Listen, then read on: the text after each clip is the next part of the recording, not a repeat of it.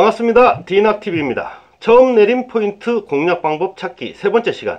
오늘은 미리 약속드린 대로 넓게 펼쳐진 여밭 그리고 독립여에서 낚시할 때 공략 방법에 대해서 설명드리겠습니다. 오늘 영상까지 더하면 홈통, 곧뿌리, 직벽, 여밭, 독립여 이렇게 5가지 포인트 유형에 대한 공략 방법 설명이 끝납니다. 이 5가지 유형만으로는 설명이 많이 부족하다고 생각하지만 일단은 이번 기획은 오늘이 마지막이니까 조금 더 집중해서 시청해 주시기 바랍니다. 혹시 앞에 업로드했던 포인트 공략법 영상 2개를 못 보신 분들은 이 영상 고정 댓글에 링크 주소를 올려놓을 테니 참고하시면 좋을 것 같습니다. 수중여가 넓게 펼쳐진 여밭에 내렸을 때는 물밑 지형과 수심 그리고 조류를 복합적으로 따져 공략 지점과 공략 방법을 정해야 합니다. 현실에서는 포인트마다 여건이 모두 다르기 때문에 이 영상에서는 전반적인 개념 위주로 설명한다는 점 참고해 주시기 바랍니다. 수중여밭 지형은 크게 2가지로 구분할 수 있습니다. 하나는 크기가 비슷한 수중여가 넓은 지역에 펼쳐져 있는 지형이고, 다른 하나는 크고 작은 수중여 중에서 유난히 크거나 넓은 수중여가 있는 지형입니다. 먼저 크기가 비슷한 수중여가 펼쳐져 있는 여밭을 공략하는 방법에 대해서 알아보겠습니다. 갯바위로부터 거리가 멀어지면 수심이 점차 깊어지는 게 일반적입니다. 수중여밭도 먼 곳일수록 수심이 깊어집니다. 따라서 수중여밭에서 낚시를 할 때는 공략 거리에 맞는 전략을 짜야 효율적인 낚시를 할 수 있습니다. 지금 보시는 그림은 이해를 돕기 위한 것으로 당연히 모든 수중여밭이 이런 형태는 아닙니다. 하지만 수중여밭의 특징을 잘 나타내고 있습니다. 갯바위로부터 5에서 10m 떨어진 곳은 수심이 5에서 6m고 10에서 20m 떨어진 곳은 수심이 7에서 8m고 20m 이상 떨어진 먼 곳은 수심이 9에서 10m라고 그려봤습니다. 모든 포인트가 이렇게 생기지는 않겠지만 대략적인 특징은 이와 비슷합니다. 왜 거리에 따른 수심이 중요하냐면 시간대에 따라 확률 높은 구간이 달라지기 때문입니다. 갯바위 가까운 곳은 일출 직후부터 새벽 무렵에 감성돔이 잘 낚입니다. 따라서 새벽에 낚시를 시작할 때는 수심 5에서 6m를 공략하기에 적당한 채비로 갯바위로부터 10m 이내를 공략하는 게 좋습니다. 오전 8시나 9시가 넘어서 아침 물때가 지나가면 감성돔이 갯바위 가까운 곳에서 빠지는 경향이 나타납니다. 따라서 오전 8시나 9시부터는 갯바위로부터 10m 이상 떨어진 2차 공략 구간을 노리는 게 좋습니다. 참고로 말씀드리자면 2차 공략 구간보다 먼 곳, 갯바위로부터 20m 이상 떨어진 곳은 수심이 2차 공략 구간보다 1, 2m 정도 더 깊어진다고 생각하면 거의 틀림이 없습니다. 이런 곳을 노릴 때는 장타낚시 기법을 사용하는 게 효과적인데 장타낚시에 관한 영상은 지난달에 이미 올려놨기 때문에 오늘은 설명을 생략하겠습니다. 장타낚시 관련 영상도 이 영상 고정 댓글에 링크 주소 달아놓겠습니다. 낚시를 하다보면 간조나 만조 시간을 전후해 조류가 흐르지 않는 경우가 많습니다. 짧게는 1, 20분, 길게는 1시간가량 조류가 멈추는 현상이 나타납니다. 이럴 때는 정면으로 멀리 채비를 던진 다음 천천히 앞으로 끌고 오는 바닥끌기 낚시를 하는 게 좋습니다. 새벽에 갯바위에 내려서 날이 밝기를 기다리는 동안에는 갯바위로부터 5에서 10m 정도 떨어진 곳에 밑밥을 뿌려 감성돔의 활성도를 높이는 게 좋습니다. 전지치 채비로 낚시를 해도 되고 밑밥만 뿌리면서 날이 밝기를 기다려도 됩니다. 편의상 1차 공략 지점이라고 표시한 곳을 노리기 위해서는 한 가지 주의할 점이 있는데요. 불필요한 소음을 일으키지 않는 게 좋고 플래시 불빛으로 수면을 비추는 행동도 하지 말아야 합니다. 갯바위에 내리면 밑밥부터 뿌리라는 말은 어디서 들어서 밑밥을 뿌리긴 뿌리는데 그 밑밥 가라앉는 모습을 보고 조류 흐름을 알겠다고 플래시 불빛을 수면에 비추는 사람이 간혹 있습니다. 이런 행동은 감성돔을 불러 모으기는커녕 쫓아내는 결과를 불러옵니다.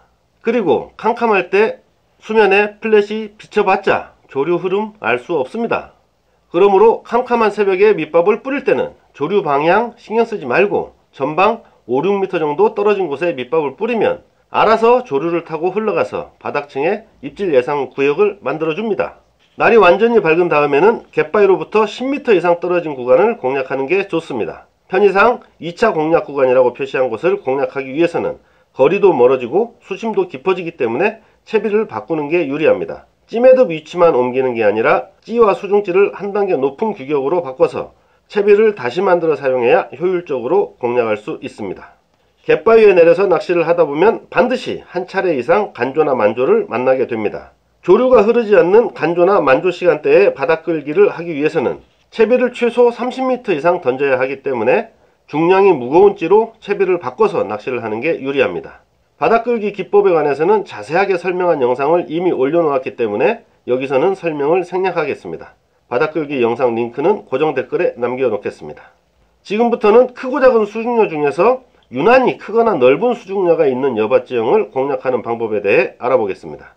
당연한 말이지만 다른 수중녀보다 유난히 큰 수중녀를 발견했다면 그곳을 집중적으로 공략해야 합니다. 그런데 유난히 큰 수중녀는 어떻게 찾을까요? 당연히 밑걸림입니다.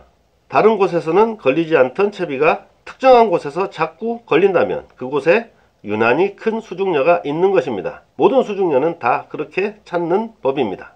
낚시 방법은 앞에서 설명한 수중녀밭 공략법과 별로 다르지 않습니다. 한 가지 다른 점이 있다면 채비가 덩치 큰 수중녀 주변에 접근하면 뒷줄을 견제하거나 낚싯대 끝을 슬며시 들어주는 동작을 좀 더 신경 써서 해야 한다는 것 정도입니다. 새벽에는 갯바위와 가까운 1차 공략 구간에 있는 덩치 큰 수중녀를 노리고 날이 완전히 밝은 뒤에는 2차 공략 구간을 같은 방식으로 노리면 됩니다. 조류가 흐르지 않을 때 바닥 끌기 낚시를 할 때도 덩치 큰 수중녀 주변을 집중적으로 노리는 게 입질받을 확률을 높여줍니다. 여밭 공략 설명을 마치기 전에 채비 이야기 간단하게 하고 넘어가겠습니다. 여밭에서 낚시를 할 때는 밑걸림이 자주 생길 수밖에 없습니다. 따라서 밑걸림을 최소화시킬 수 있는 채비를 만드는 것이 가장 중요합니다. 구멍찌는 당연히 수심에 맞는 적정 부력을 사용하면 됩니다. 수심이 5에서 6m인 1차 공략 구간을 노릴 때는 0.5호, 7, 8m인 2차 공략 구간을 노릴 때는 0.8호, 2차 공략 구간보다 먼 거리를 노릴 때는 1호 이상 고부력찌를 사용하면 됩니다. 구멍찌는 이렇게 상식선에서 사용하면 되고 문제는 수중찌입니다. 수중녀 사이로 채비를 흘리기 위해서는 부피가 큰 수중찌를 사용하는 게 절대적으로 유리합니다. 그리고 목줄에는 좁쌀봉돌을 달지 않는 게 유리합니다. 잔존부력 제거용 좁쌀봉돌을 달아야 할 때는 돌의 바로 아래 목줄에 달거나 아예 수중찌 바로 위 원줄에 달아서 수중찌가 유동하지 못하도록 만드는 게 좋습니다. 지금부터는 독립여에서 낚시할 때 공략 방법에 대해서 말씀드리겠습니다. 독립여는 수많은 낚시인들이 꿈에도 그리는 명포인트인 경우가 많습니다. 본섬과 떨어진 곳에 있는 작은 갯바위를 뜻하는 독립여는 수많은 수중녀 중에서 가장 커서 수면 밖으로 드러난 여라고 생각하시면 됩니다. 즉 독립여 주변에는 크고 작은 수중녀가 많이 있을 가능성이 매우 높습니다. 이것만으로도 명포인트가 될 조건은 충분합니다. 그런데 더 좋은 조건이 하나 더 있습니다. 독립여에 내렸을 때는 대부분 조류 반대 방향을 보고 낚시를 합니다.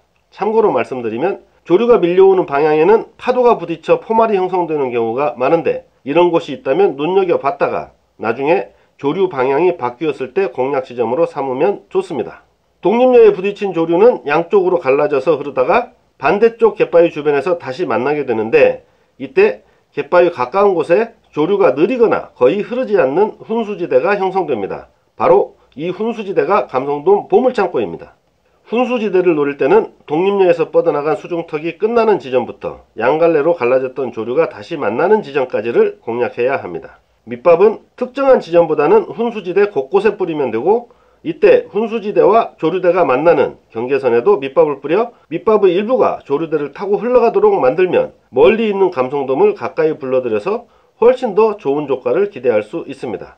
채비는 조류가 느리기 때문에 수심에 비해 한 단계 낮은 찌와 수중찌를 쓰는 게 유리합니다. 독립여에서 낚시를 하다 보면 물때가 바뀌면서 조류가 약해져서 훈수지대가 사라지는 때가 옵니다. 이럴 때는 공략 지점을 옮겨서 독립여 옆을 따라 흐르는 약한 조류에 채비를 던져 감성돔을 노리는 게 좋습니다. 앞에서도 말했듯 독립여 주변에는 수중녀가 많이 있으므로 조류가 약할 때도 얼마든지 감성돔 입질을 기대할 수 있습니다. 시간이 더 지나면 조류 방향이 바뀌면서 공략 지점을 또 옮겨야 합니다. 이번에도 조류 반대 방향에 훈수지대가 생기면 가장 좋겠지만 갯바위 지형상 훈수지대가 생기지 않거나 생기더라도 수심이 너무 얕아서 입질 가능성이 낮은 경우도 많습니다. 특히 아까 조류가 밀려올 때 포말이 잃었던 자리는 물속에 수중턱이나 갯바위 뿌리가 넓게 뻗어 있을 가능성이 높습니다. 이런 지형에서는 훈수지대가 생기더라도 갯바위 가까운 곳은 수심이 너무 얕아서 감성돔 입질을 기대하기 어렵습니다. 따라서 조류가 바뀌기 전에 포말이 잃었던 자리에서 조류를 등지고 낚시를 할 때는 물속에 뻗어있는 얕은 수중턱을 감안해서 약간 먼 곳을 노리는 게 유리합니다. 조류가 강해져서 훈수지대가 생긴다면 훈수가 지는 범위 안에서 되도록 먼 곳을 노려야 하고, 조류가 약해서 훈수지대가 생기지 않는다면 채비를 멀리까지 흘리는 방식으로 낚시를 해도 곳곳에 있는 수중료 주변에서 활동하던 감성돔의 입질을 받을 수 있습니다.